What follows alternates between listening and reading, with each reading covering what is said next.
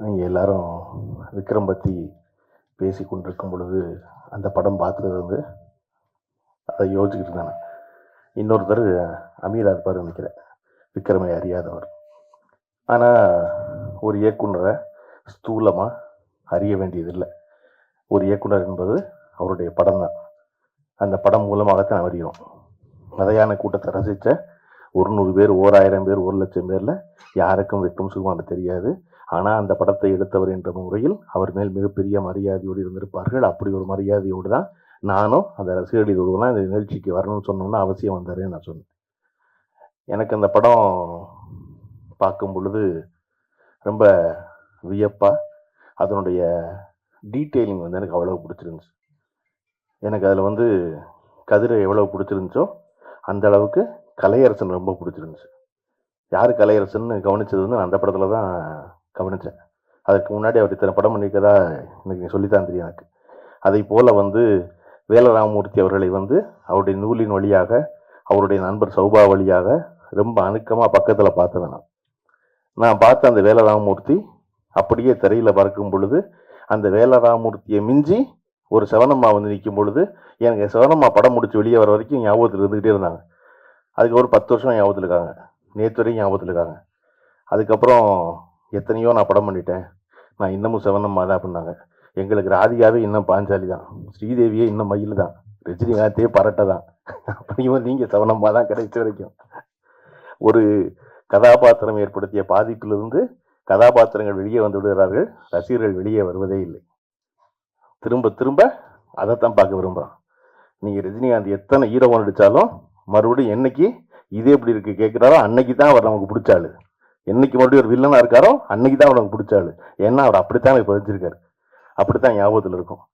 அப்படி ஒரு திரைப்படத்தை கிட்டத்தட்ட 10-12 ஆண்டு காலம் கழித்து இப்படி கொண்டாடுவது என்பது மகிழ்ச்சிக்குரியதா அப்படின்னா இல்லை. ஒரு திரைப்படத்தை அதன் இயக்குனரை இன்னைக்கு கொண்டாடுறோம். அவருக்கு ஒரு இன்னைக்கு இருந்திருந்தாருன்னா அவருடைய ஆத்மா பெரிய திருப்தி அடைஞ்சிருக்கும் அப்படின்னு சொல்வது.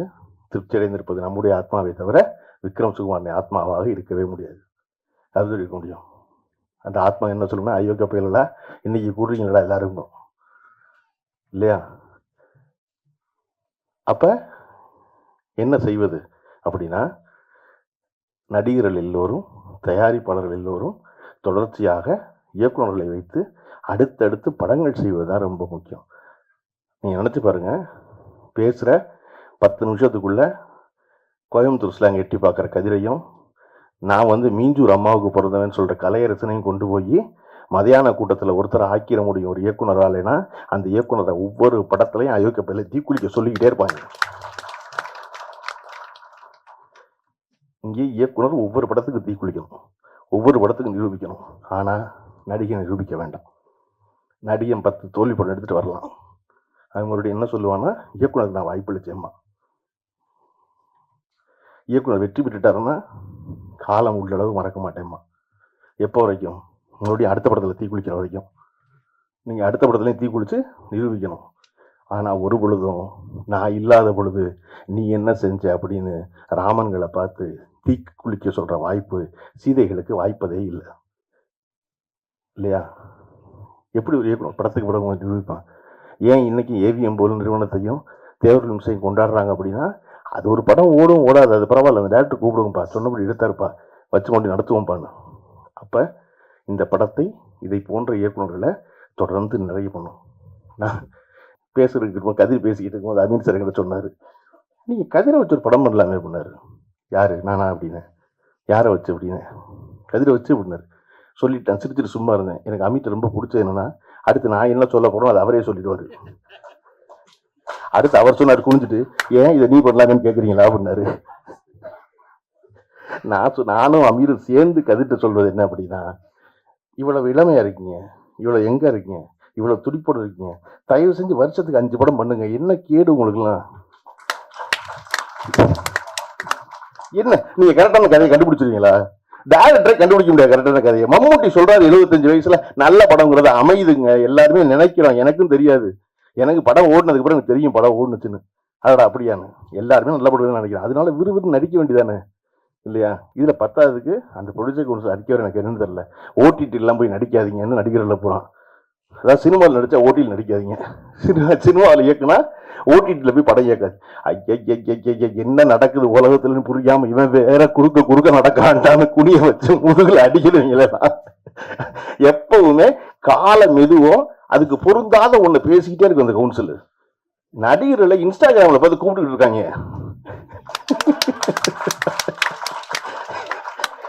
இப்ப போய் நீங்க வந்து ஓடிடியில் நடிக்காதீங்க, அங்க நடிக்க, எங்கேயாவது ஒருத்தர் நல்லா நடிச்சா கூப்பிடுவாங்க இல்லையா? இங்க நல்லா நடிச்சா அங்க கூப்பிடுவாங்க, 10 இடத்துல கூப்பிடுவாங்க நல்லா சமைக்கிறோன்னு இல்லையா?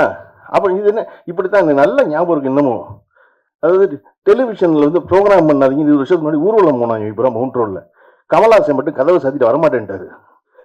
கமல்ஹாசனை வந்து கலை துரோகின்ட்டாங்க எல்லாருமா சேர்ந்து. அவர் சொன்னாரு, டே வீட்டுக்குள்ள வந்துருச்சு சினிமா, உங்களுக்கு புரியலையான்னாரு. இன்னைக்கு ரிலீஸ் பண்ற ஒரு சாதாரண படத்தை 300 ஸ்கிரீன்ல ரிலீஸ் பண்றோம். இந்த வேலையை 15 வருஷம் ஒன்றே சொன்னார் கமல்ஹாசன்.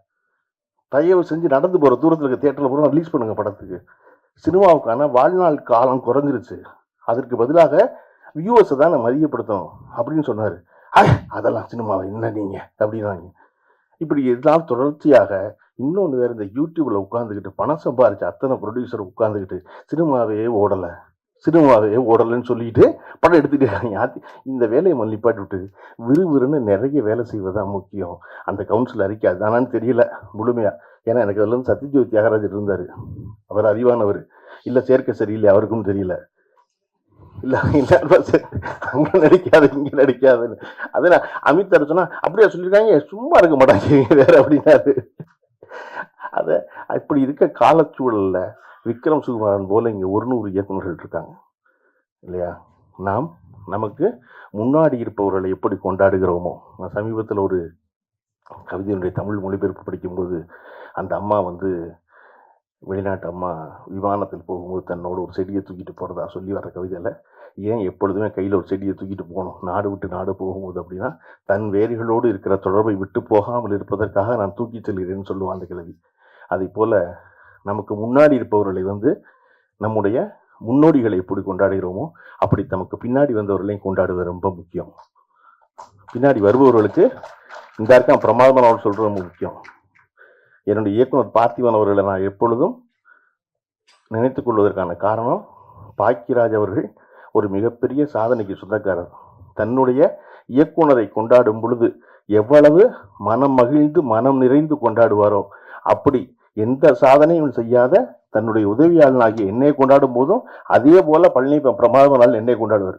அப்ப தனக்கு முன்னாடி இருந்து வரை கொண்டாடுவதை போல பின்னாடி இருந்து வரை கொண்டாடுவது ரொம்ப முக்கியம். அப்படி விக்ரம் சுகுமாரனை கொண்டாடி இருக்க வேண்டும் அப்படின்னா கொண்டாடி இருக்கணும். முன்னாடி போது பின்னாடி கொண்டு பிரமாதம் ஒரு வேலை செஞ்சிருக்கானே, வேலை செய்யறானே அப்படின்னு.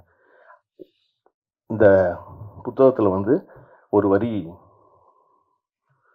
கேமராமேன் வந்து ஒரு வரி சொல்லியிருக்காரு. நாங்க வந்து இந்த படத்தில் வேலை செய்யும் பொழுது எடுத்த முடிவுகளை இன்னைக்கு எடுப்போமான்னு எங்களுக்கு தெரியல. காரணம், இளமையின் காரணமாக மிக அசாதாரணமான முடிவுகளை சாதாரணமாக எடுத்தோம் அப்படின்னு. விக்ரம் சுகுமாரன் இருந்திருந்தால் இன்னைக்கும் அதே அசாதாரணமான முடிவுகளை சாதாரணமாக எடுத்தோம். அப்படி எவர் ஒருவர் தன்னுடைய துறைகளில் எடுக்கிறார்களோ அவர்கள் தான் நிலைத்து நிற்கிறார்கள். அதுக்கு வந்து வயது, இளமை அதெல்லாம் காரணம் கிடையாது. அடுத்தடுத்து தொடர்ச்சியாக அந்த முடிவுகள் எடுக்கணும். எடுக்கிறதுக்கான வாய்ப்பு எல்லாருக்கும் கனியணும். கனிவதற்கான விஷயத்தை பரஸ்பரம் ஒருவருக்கொருவர் செய்து கொள்ள வேண்டும் என்பதுதான் முக்கியம் இல்லையா? கலையரசனை ஏதோ ஒரு இடத்துக்கு போய்கிட்டு இருக்கும் பொழுது ஃபோன் பண்ணி கூப்பிட்ட ஒரு உதவி இயக்குனர் வரல, அந்த உதவி இயக்குனர் இருப்பாரு. அந்த உதவி இயக்குனரை தூக்கி கொண்டு போய் இயக்குனர் ஆக்குற முழு பொறுப்பு கலையரசனுக்கு இருக்கு. கலையரசனுக்கு மட்டும் இல்ல, கலையரசனும் உதாரணம். கலையரசன் ஏன்டா பைபிள் இத்தனை பேர் உட்காந்துருக்கு என்னை மட்டும் கோர்க்கிறாம நினைச்சுக்கூடாது. இல்ல அது போல இல்ல சொல்றேன் கண்டுக்கிட்டு இல்ல, தொடர்ச்சியா பண்றது முக்கியம். தொடர்ச்சி அது வந்து வருமானம் வந்து நீங்க சொன்னீங்க இல்லையா, கல்யாணத்துக்கு போகும்போது 10,000 மொய் செய்வாங்கன்னு, அந்த மாதிரி மறுபடியும் திருப்பி அடுத்த அவன் செஞ்சாதான் இவன் செய்வான் திருப்பி. அது தெரியாது உங்களுக்கு மதுரையில. இல்லாட்டா மைக்கு போட்டு கூப்பிடுவாங்க தெரியுமா உங்களுக்கு? பீஞ்சூர்ல தெரியாது, மைக்கில் கூப்பிடுவாங்க. வேண்டாம் தெரியும் எப்படி சிரிக்கிற பாருங்க, மைக்கில் கூப்பிடுவாங்க ஆளுங்க. தங்கச்சி மகளுக்கு மொய் செஞ்ச வகையில பண்ண பணம் 10,000 எடுத்துக்கிட்டு இன்னும் வந்து சேரல. ராமமூர்த்தி எங்க இருந்தாலும் வர வேண்டியது மாதிரி ராமமூர்த்தி பந்தியில உட்கார்ந்து உதவிட்டு வரணும். அந்த மாதிரி பதிலுக்கு பதில் செய்வது இல்லாமல் செய்வது இயல்பாக ஒருவர் தாங்கி பிடிப்பது என்பது இருக்கு இல்லையா. இன்னைக்கு வந்து செவனம்மான்னு ஒன்று தெரிஞ்ச உடனே இத்தனை இயக்குநர்களை கொண்டாடுவதை சொல்லி மகிழ்கிறார்கள் அந்த அம்மா. அப்ப ஒரு இடத்துல தெரிஞ்சுட்டா போதும், அந்த மாதிரி ஒரு தடவை செஞ்சுட்டா போதும், அதை தொடர்ந்து செய்ய வேண்டியது இருக்கிறது. இதை ஏன் என்னாலேயோ அமீராலேயோ ஒரு மேடையில் உட்கார்ந்து அவனை வச்சு நீ படம்னு சிரிச்சிக்க முடியுதுன்னா, நாங்க வந்து அமீர் வந்து கமலஹாசன் ரசிகன், நான் ரஜினிகாந்த் ரசிகன். ஆனா 2 பேருக்கும் பிடிச்ச ஒரு வசனம் என்னன்னா, 2 கை 2 கால் இல்லாட்டாலும் அந்த காலி பொழைச்சுக்குவான் சார், அந்த காலி கெட்ட பையசா இருக்குன்னு நினைச்சு இருந்தா வச்சேன். மகேந்திரன் சார்ட்ட சொல்லி சொல்லி நான் மகிழ்ந்திருக்கேன். எப்படி சார் அப்படி ஒரு வசனம் எழுதுறீங்க அப்படின்னு. அது நம்ம தானே அப்படிம்பாரு. அடிக்குறல் அது நம்ம தானே அப்படிம்பாரு. அதை போல நாம் தொடர்ச்சியாக வலுவோடு இருப்பது என்பது எல்லாராலும் இருக்க முடியாது, எல்லாரும் எது பேச முடியாது. சினிமாவில் ஏன் இவ்வளோ அழுத்தத்துக்கு ஆளாகிறான், ஏன் இவ்வளோ ஸ்ட்ரெஸ்ஃபுல்லாக இருக்குது சினிமா லைஃபு, ஏன் இவ்வளவு ஒழுக்கக்கேடான செயல்களுக்கு தன்னை தளர்த்தும், அது தன்னை ரிலாக்ஸ் பண்ணணும் நம்பி வேற காரியங்கள் செய்ய ஆரம்பிக்கிறா அப்படின்னா உன்னத்தையுமே சொல்ல முடியல. எவன் வாய்ப்பு கொடுப்பான், எவனை நாளைக்கு கும்பிட வேண்டியிருக்கும், எந்த காரை திறக்க வேண்டியது தெரியாததுனால மனசுக்குள்ளே வச்சுக்க வேண்டியது, எல்லாத்தையும் மனசுக்குள்ள வச்சுக்க வேண்டியது இல்லைங்கும் போது ஒரு அழுத்தமும் இல்லை. என்ன செய்ய போறோம், நம்ம போய் நிம்மதியா தூங்க போறோம், அவன் தூங்காம இருக்க போறான். நான் அடிக்கடி சொல்லுவேன், நம்ம மனசுக்குள்ள நினைக்கிறத பேசாம போயிட்டோம்னா போய் நம்ம தூங்காம இருப்போம், ராத்திரி அவன் நிம்மதியா தூங்குவான்.